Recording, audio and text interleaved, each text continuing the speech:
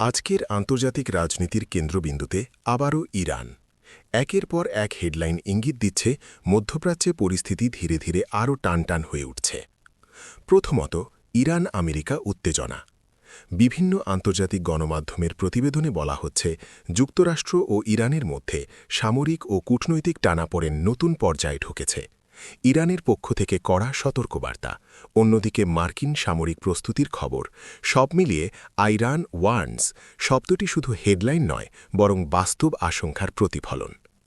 দ্বিতীয়ত, যুক্তরাষ্ট্র ইরানের বিরুদ্ধে কী পদক্ষেপ নিতে পারে, এই প্রশ্ন ঘিরে চলছে গভীর বিশ্লেষণ। নিষেধাজ্ঞা, ড্রোন নজরদারি, সামরিক ঘাঁটি শক্তিশালীকরণ, সব অপশনই টেবিলে আছে বলে ধারণা বিশ্লেষকদের। সরাসরি যুদ্ধ নয়, কিন্তু প্রক্সি কনফ্লিক্ট বা সীমিত হামলার আশঙ্কা উড়িয়ে দেওয়া যাচ্ছে না। তৃতীয়ত, ইরানের অভ্যন্তরীণ আন্দোলন। ইরান প্রোটেস্ট 2026 শিরোনামে যেসব রিপোর্ট আসছে, সেগুলো বলছে এই আন্দোলন শুধু দেশীয় পর্যায়ে সীমাবদ্ধ নেই। আন্তর্জাতিক সমর্থন ও কূটনৈতিক চাপ আন্দোলনকে নতুন মাত্রা দিচ্ছে, যা ইরানের সরকারের জন্য বড় চ্যালেঞ্জ। চতুর্থত, তৃতীয় বিশ্বযুদ্ধের সংখ্যা, WW3 প্রেলিউড।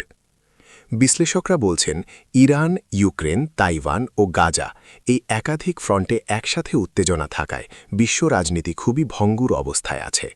সরাসরি বিশ্বযুদ্ধ না হলেও বড় শক্তিগুলোর ভুল সিদ্ধান্ত ভয়াবহ পরিণতি ডেকে আনতে পারে।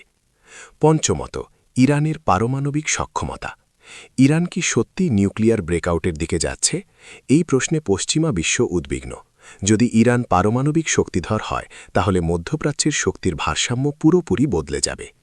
সবশেষে, মার্কিন ঘাঁটি ও সামরিক সতর্কতা।